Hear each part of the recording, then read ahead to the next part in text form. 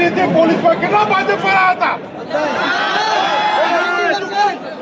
પોલીસના નામે બીજા ભાજપના લોકોએ રેલી કાઢી હતી.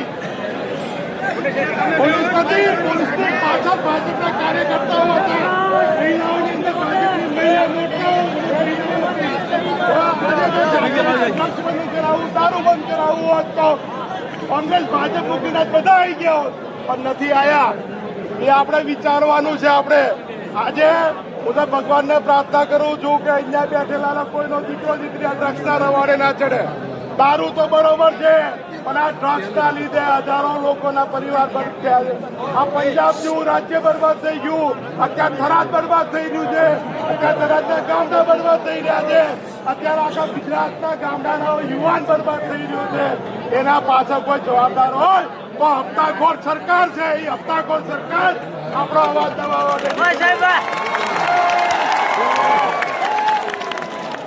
આ પોલીસ તો એક મોહરું હતું.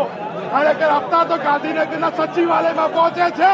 એના માટે કરીને હજારોની સંખ્યામાં વિરોધ કરાવો છો. તમે 1000 કરશો, તમે 10,000 લોકો વિરોધ કરવા માંગો.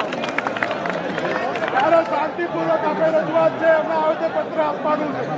અને એવું ના સમજતા કે જિજ્ઞેશભાઈને દબાવશે કોઈ એક દલિત સમાજ નહીં.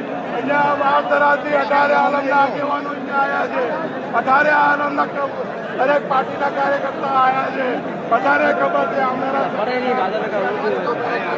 આજે બીજાના પરિવાર કરતા કાલે આપણો વારો ના આવે એના માટે આપણે શું આવ્યા છે.